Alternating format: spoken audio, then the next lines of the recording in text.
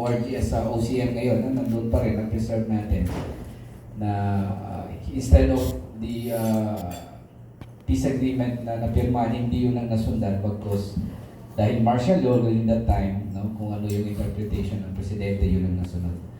Then, pumasok si President Cory, ganun din, no? Hindi rin po resulta ng negotiation yung autonomy. Ganun din kay GMA nung inamendahan, but this time, no, nung pumasok na po si BAR, no, si Republic Act 11054, no, from the start of the process po, no, yung partner ng national government, no, Philippine government, sa negotiation ng MILF, nag-participate po even to the crafting of the law. Just imagine that. No? Kasama po ako niyan dahil mismo nung nasa Senado kami, nasa Kongreso, nandoon po ang liderato ng MILF nung ginagawa yung batas. So, kaya nga po pwede natin sabihin na nung naging batas na siya, substantially, kung ano yung napag-usapan, yun po yung na-reflect doon sa batas. No? Kaya masasabi natin na hopefully leading towards, no, yung tinatawag nating meaningful and genuine autonomy, no.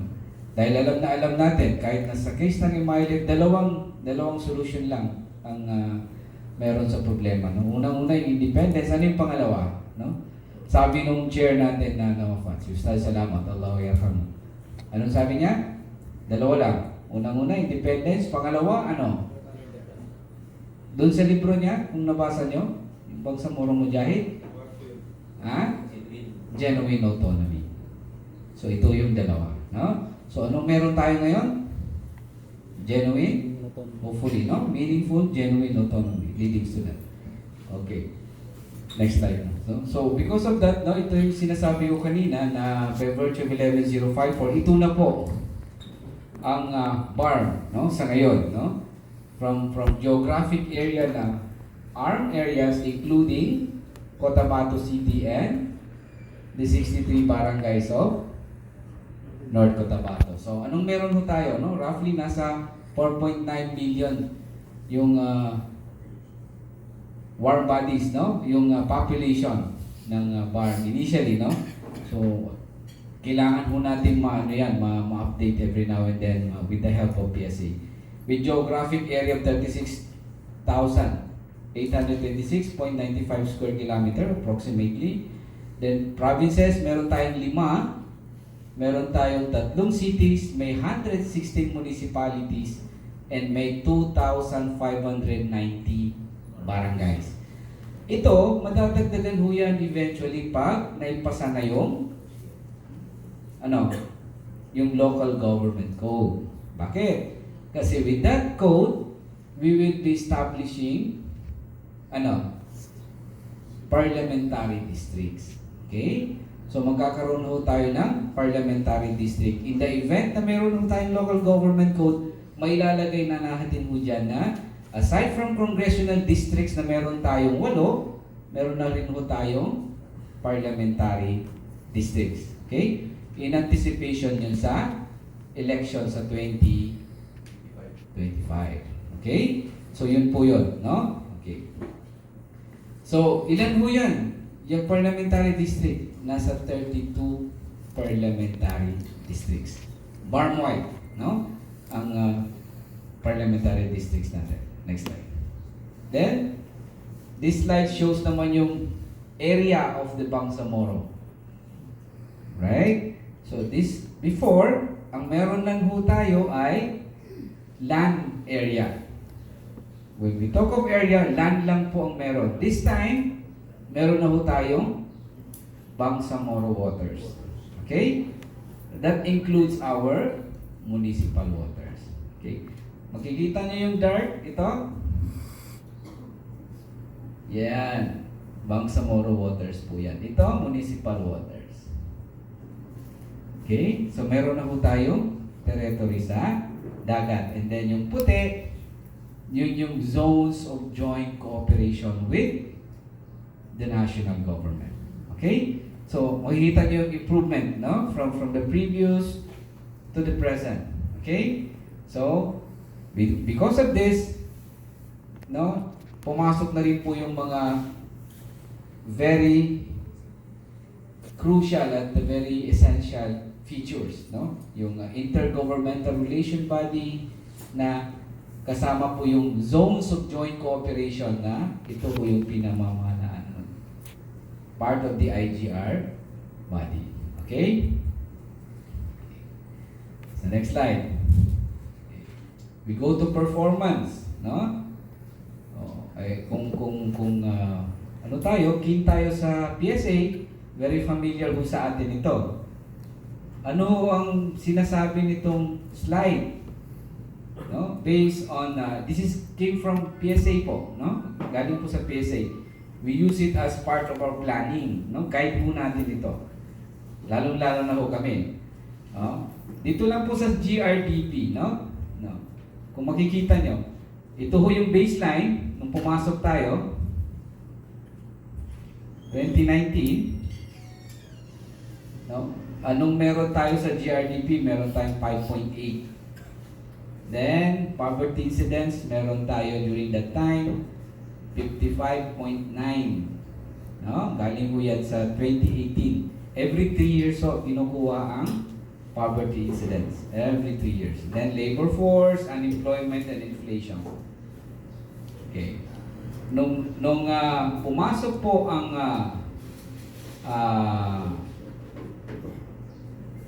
2020, 19 ho yun, no? Anong nangyari? Nagka-pandemic tayo. Anong GRDP natin? Basically, hindi ho natin na-meet yung target, di ba? Nakikita nyo, dahil sa pandemic. But, nationwide, yung negative 1.9 na yan, tayo ho yung pinakamababa ang decline. The rest of the country, by region, nasa negative 3, negative 5, negative 8. Tayo ho ay nasa negative 1.9. Okay? It is because dahil maaga nating na-aksyonan. Kasi kung hindi, sasabay din ho tayo sa pagbaba ng ibang region. Okay? No. Ganon din po. Lalong-lalo na nung nakuha natin yung first semester last year, January to June, poverty incidence, 2021. Sabi ko nga, every 3 years kinukuha. Anong meron? 39.4. No? From 55.9. Double digit. Kahit ang national, nagtaka. Kahit kami nagtaka. PSA po may sabi niya, no? Bakit ho double digit ang binaba? Ibig sabihin, substantial yung improvement natin sa pag-address natin sa poverty within the BARM. Just imagine, sabi ko nga, kung mag-recall kayo, no? And this, we are continue to doing something about this one also, no? Gradually, 2019, ano meron sa BARM? Funding-wise, ang meron po tayo 2019, kung ano lang yung pondo ng ARM. Wala po tayong pwedeng gawin doon dahil nakalatag na po sa GAA yun for 2020. Ibig sabihin, limitado ay sasabayan mo pa ng ng gradual phase out. Di ba? So, kaya nga kung mapapansin mo kung gaano katindi yung challenge na pinagdaanan ni BARM. Dahil supposed to be nung 2020, magti-take off na sana yung black grant na binabanggit ni Papa Duma kanina. 2020. Di ba? Bibigay na sa atin yung 60 billion plus black grant natin. Anong nangyari? 2020, January, hindi na ibigay sa atin. Bakit? Dahil nung tinransact natin sa national government, nahirapan sila initially. Bakit? Dahil doon sa index ng DBM, dalawa lang pong meron doon. Ano yon? Whether you are a region, administrative region, or you are a local government unit. Nawala man tayo dun sa dalawa. Na paano nila tayo i-categorize? Sabi nila, mahirap to. So until such time, they decided in February, sabi nila, temporarily, we will treat you as LGU muna. Kasi yung black grant nyo is similar to what? to the era of the local government unit. Di ba? Kung may era si munisipyo, si probinsya, si block grant parang era na rin po at the regional level. So sabi nila, we will treat you na lang for the meantime, kaya na-process siya. No? At binigay sa atin, hindi po buo, ha? Baka isipin nyo, yung 60 billion natin, one time binibigay sa treasury, hindi po.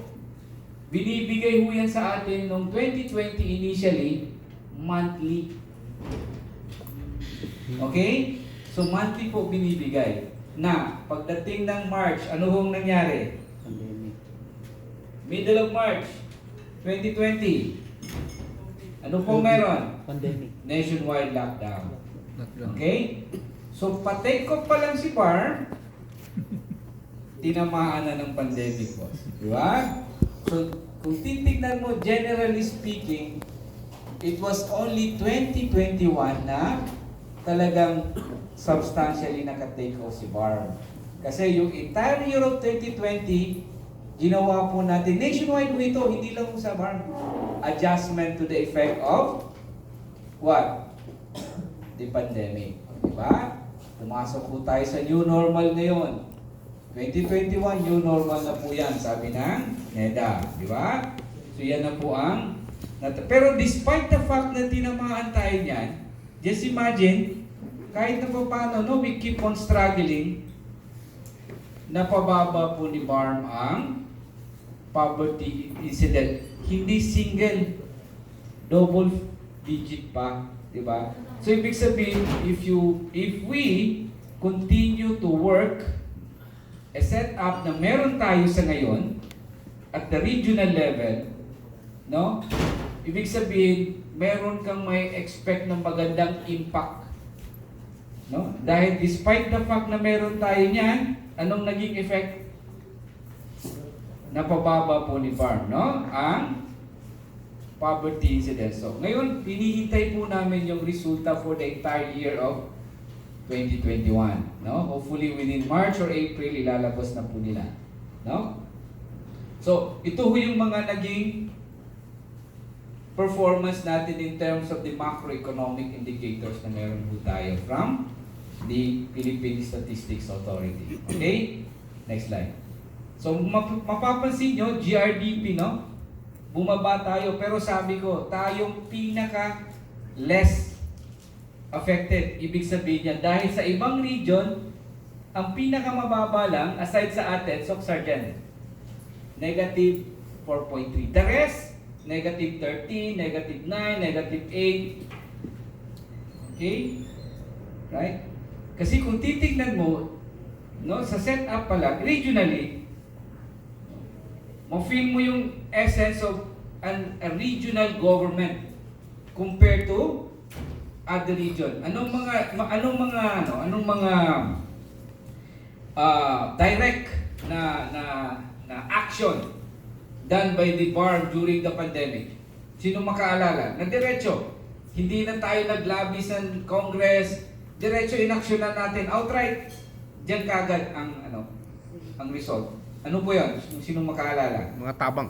Ha? Maliban sa tabang. Kasi pandemic 'yun, health. And tayong one of the first sa region na nakapag-provide ng services na 'yon because of our block grant. Ano 'yan? Nationwide during that time, Manila lang ang may testing. Tama ba ako? Di ba? RITM. Oh, yes. Okay. So, kailangan testing. Anong sabi ng Chief Minister? Sabi niya sa CRMC, Ma'am, ano kung kailangan nyo para maging capable yung CRMC to test COVID? Sabi niya, kailangan namin ng equipment worth 20 million. Saan natin kunin? Singapore. Okay. Bigyan ng 20 million si CRMC. Kailangan doon ng testing. Binigyan natin siya ng what? 20 million. Anong effect? Nakapag-test tayo. Okay? Anong effect niya? Maaga natin na aksyonan yung COVID na pumasok. Ibig sabihin, sa delay ng pagpasok ng COVID, sa benefit na natamasa ni Barm. Anong naging effect niya? Tayo yung kahit na papaano, no? And we continue to do this one kasi ang challenge naman after this, sustainability. Diba? Pag na-address mo na yan, how you sustain is another story. Okay? So, the rest, naging action natin, isolation facilities, kaliwat kanan, di ba? Restriction by... So, yan ang naging effect niya, negative 1.9. No? As compared to other regions, even sa, mapapansin nyo sa National Capital Region, negative 10.1. Ang pinakamabigat na naapektuhan ni COVID ay urban area because of economy nila relies on services. Di ba? Pag walang restaurant, walang mall, walang hotel, di ba? Talagang bagsak ang ekonomiya. Sige, next slide. So, ito na yung mga detalye ng PSA, no? Based on the GRP na meron tayo. Tatlo yung tatlo ang category niyan. Industry, agriculture, and services. Okay? Na chini-check o tinitingnan ng PSA. Hindi ko na i-detalye sa inyo ito, no? Sige, next slide. Then, tinignan ni PSA from the region, sabi niya, within the region, alin by provinces in terms of the poverty incidence ang may magandang improvement at lumaki yung poverty incidence within the region. Anong resulta? Lanao del Sur is the rank 1 na na-improve. Just imagine Lanao del Sur. Anong meron? From 68 to 11.4. Imagine that. Never in history in the country na may ganito. Even by province Kaya nga, work talaga na kailangan matingnan din. Bakit? Bakit? Kasi ako kung titignan ko lang, ano bang ginawa ni Barm? Ang alam ko lang may massive implementation of socio-economic interventions by various programs of various ministries and the Chief Minister's Office. Karamihan sa mga programa diretso mismo sa tao. Diretso niyang natatanggap. Yun yung tawag ni former NEDA Secretary sa amin na damdam ng tao. Yun ang alam ko na meron kami. No? Meron tayo sa BARM. No? Kaya siguro malam. Pero despite na ganyan yan, because of the pandemic, yung island naman natin ang naging masyadong naapektuhan. Dahil in Tawi-Tawi, just imagine, ganda nung nila, poverty nila, nasa 17.7, tumaas siya ng 39.5. So masyado kasing malayo si Tawi-Tawi. Just imagine, nakarely siya sa Sabah and Zamboanga City. Pag wala sa kanila yan, gutom ang Tawi-Tawi. Same with Sulu. No? Ang Sulu ganun din, pero mas malaki ang itinaas ni Tawi-Tawi. Si Sulu, 66.7, tumaas siya ng 71.9. The rest of the region, the rest of the provinces, bumaba na. No? Ang Maguindanao, Lanao del Sur, including Basilan. Nag-improve na rin si Basilan. Previously, si Basilan matindi rin because of the cocolisap, sabi nga nila, no? Sa coconut industry nila. Pero ngayon, nakaka-recover na rin sila. Gradually. Okay? Sige. So sabi ko nga kanina, no, ito na. No? From 55 to 39.4, no? Tumaas din po yung tinatawag ng PSA na poverty threshold from 13,599 ngayon nasa 14,000. Poverty threshold po ang tawag dyan, no? Ibig sabihin yan ho ang kailangan for individual na para makasurvive, no? From 13,000 pesos to 14,000 sa ngayon. Isa rin na ibig sabihin nito, medyo mataas ang cost of living dito sa BARM. Okay? Next slide. Then the challenges, no? ito ho yung mga na-identify. We just conducted recently the assessment. We were able to do 2 workshops now for the assessment in implementing the first BDP of the bar. No? So ito po, mga ilan doon sa mga na-identify po na mga challenges na meron tayo sa ngayon. Yung state of governance, kasi continue to establish the bureaucracy. Pangalawa, yung threat to peace. No? Dapat ito kasi given na to continue the development.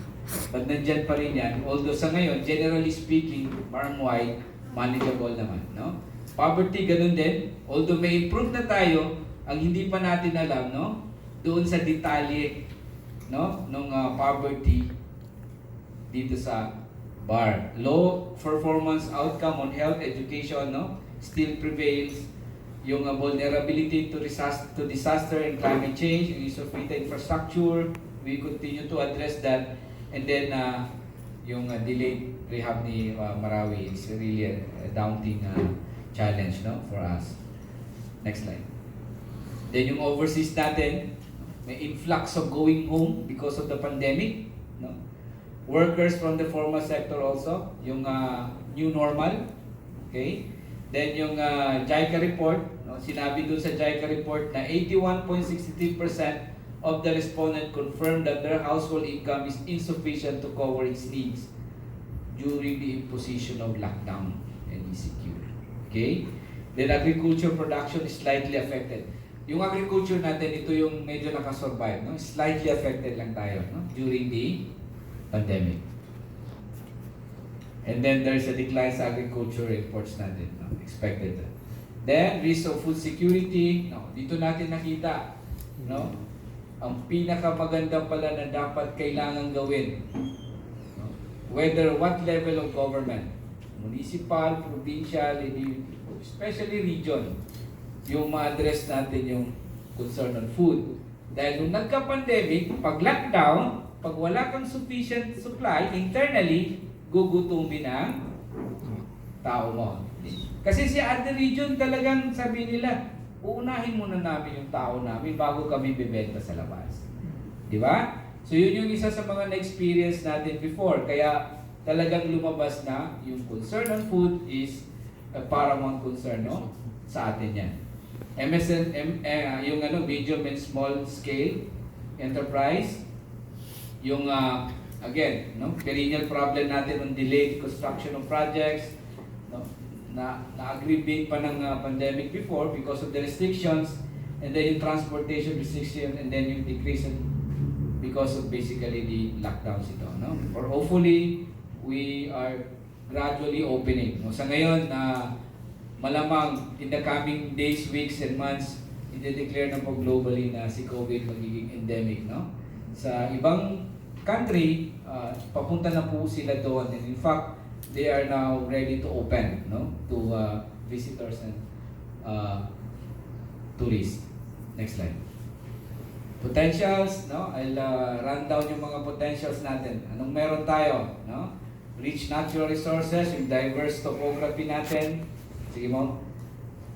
Meron ho tayo yan. Marami ho tayo nito, no? It's just a matter of yung Lake Lanao natin, Ligawasan Mars, no? Lalo na yung Ligawasan, no? Hindi pa ho natin natatag. Okay? Then, yung agriculture natin, especially yung fisheries, isa ho sa mga backbone ng economy natin yan. Next slide. Then, yung hopefully masisettle na rin namin yung participation possibly ni BAR sa normalization process. Then yung engagement with the development partners, very important po yan, no? It has to be very strong. Then just recently we discussed yung Amana Bank, yung Islamic Bank, no? Kung ano ho yung pwedeng gawin dyan na eventually baka pwede na natin maging land bank, no? Sa BAR. Okay?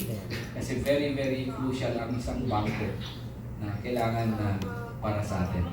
Then yung cross-border barter na pag-usapan din po namin ito, yung how to operationalize yung barter trading. Nandyan po yan sa organic law. Next slide.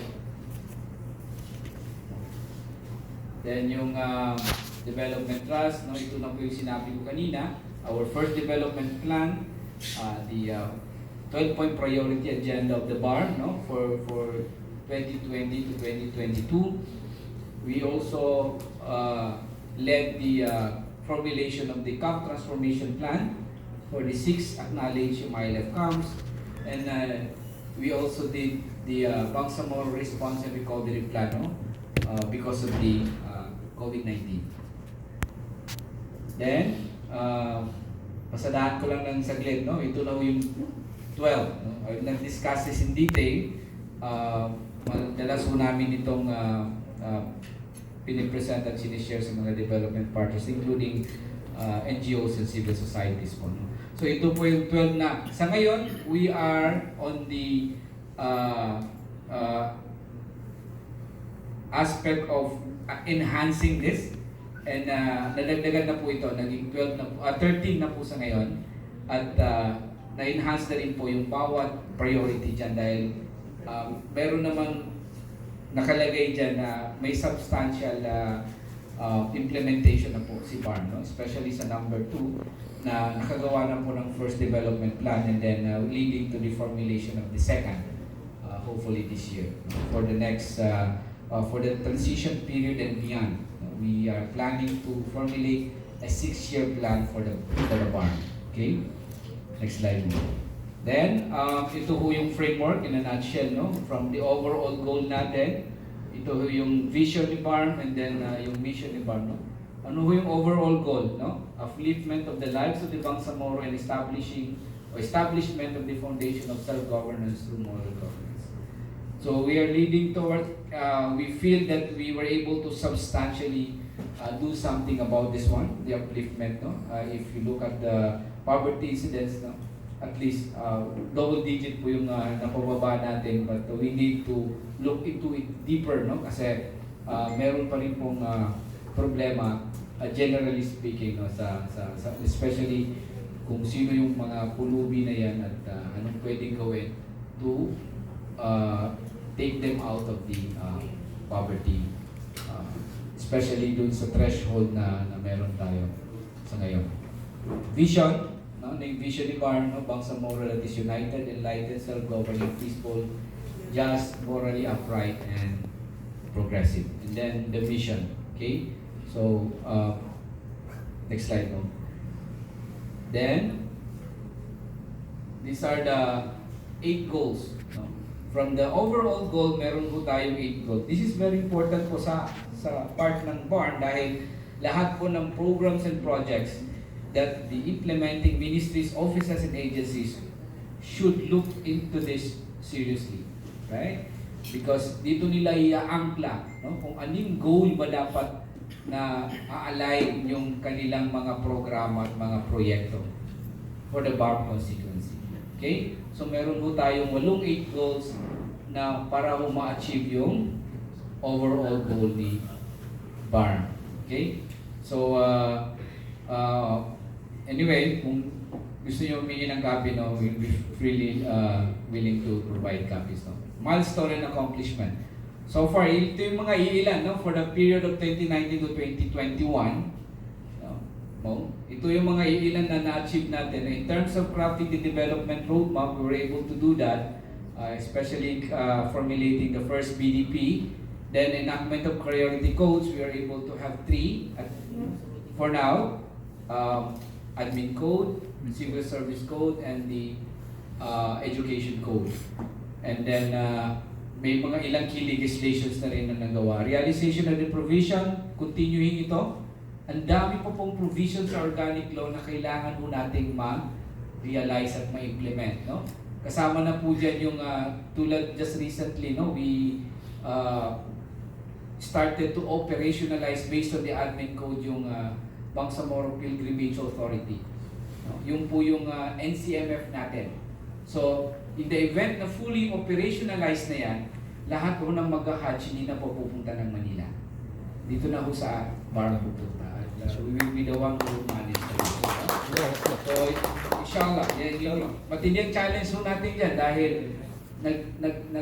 meron nung konting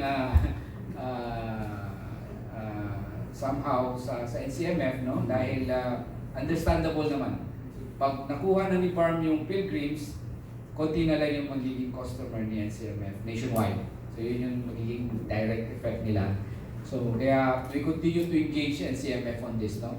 So ito yung mga ilan doon sa mga in terms of establishing an offices within BARM that is very very important, kasama yung BPA.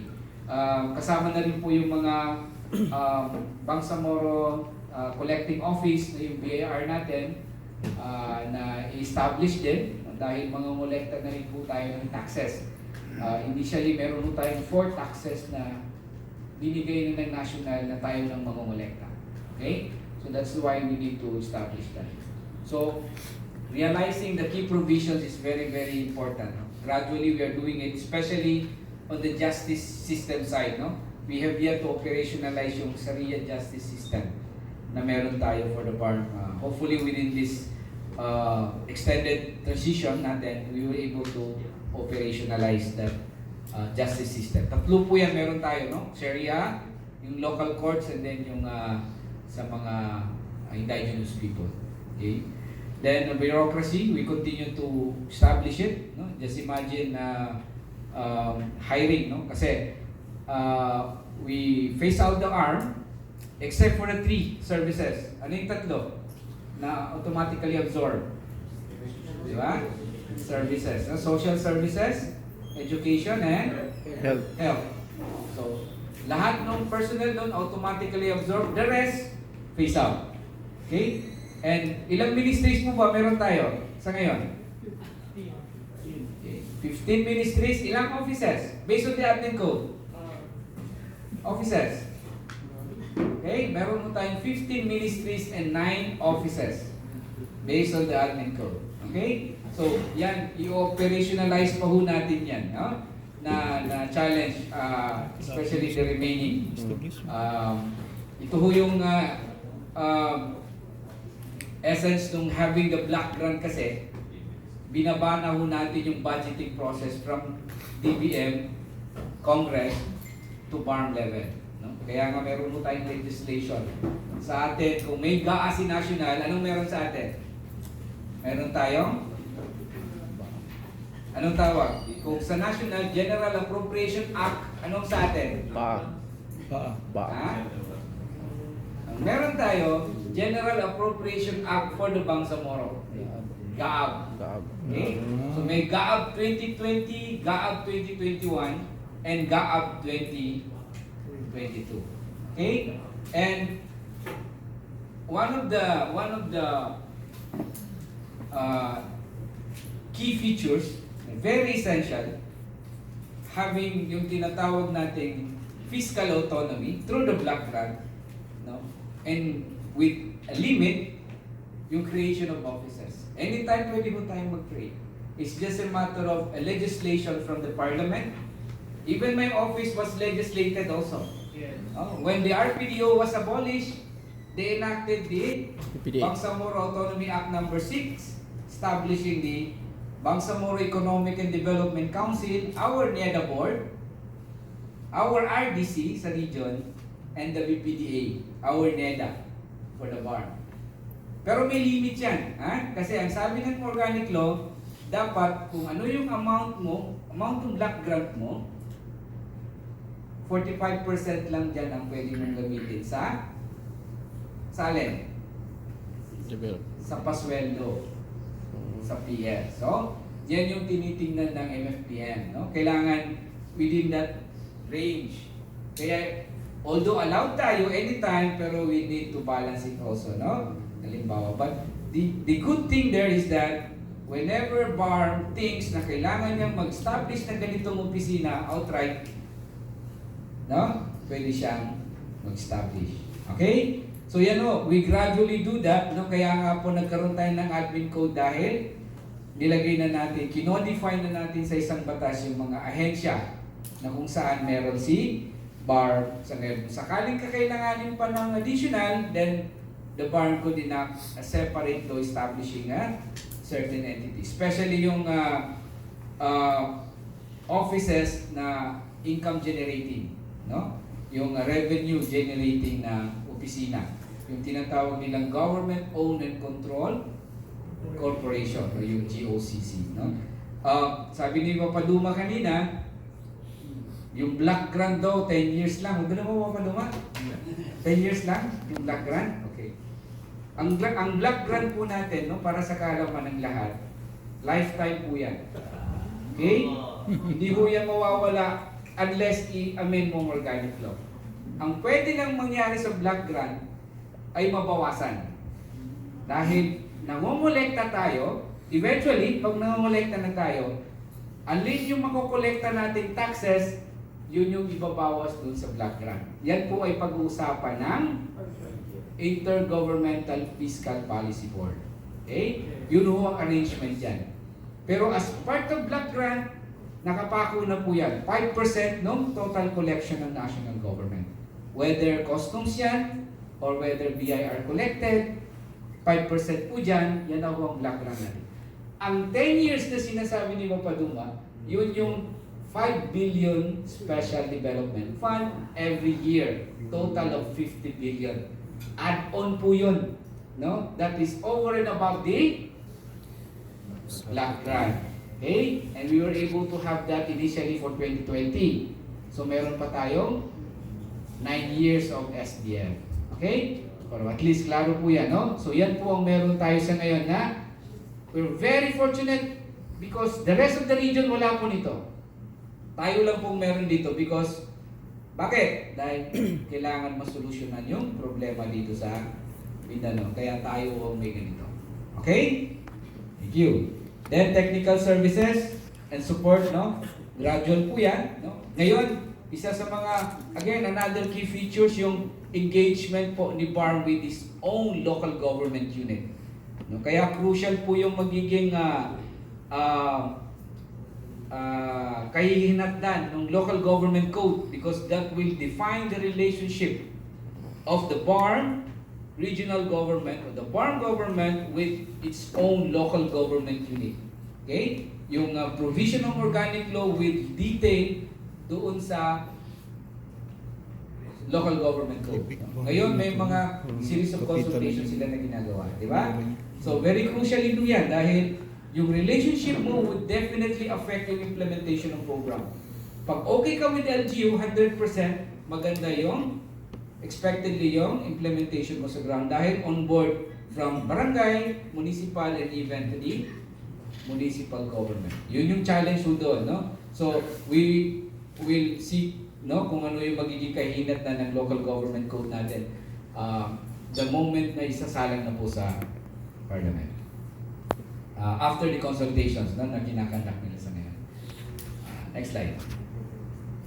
Okay, so far ito ho yung data natin. Nasa 462 ang nag-apply with 6,156 na permanent positions. Yan po ang meron. Si BARM, the whole bureaucracy, excluding the social services, the health, and education. Sa education, sinong may alam gaano karaming permanent position sa education? Sinong makahula sa inyo? Ha? 24,000. Malayo. Mababa yun. Konting patalastas lang mo ito. Ha? Magkano ilan? 32. Malapit na. Ha? At they continue to fill up positions kasi meron tayong na-acquire from national. Diba? Just imagine, 2019, nag-fill in si Minister Iqbal na at least 1,000 ata. Kung hindi 2,000, no? 1,000 plantilla positions for teachers. Alam nyo kung ilan? Roughly, nasa 37,000. Just imagine that, no? Kaya nga, the biggest bureaucracy nga in terms of ministry ang MBHTE. Kasi maliban sa yung DepEd, basic, dinagdagan pa ng higher, dinagdagan pa ng technical, dinagdagan pa ng madaris. Diba? So talagang, no? Napakalaking ministry. Pero on the other hand, it is very good dahil naipon lahat yung mga ministries na mayroong kinalaman sa education. Okay? Pero yun lang, very challenging. Next slide. Then, ito na yung doon sa ginawa nating summit ito mo, no? Oo. So ito yung lumabas doon, no?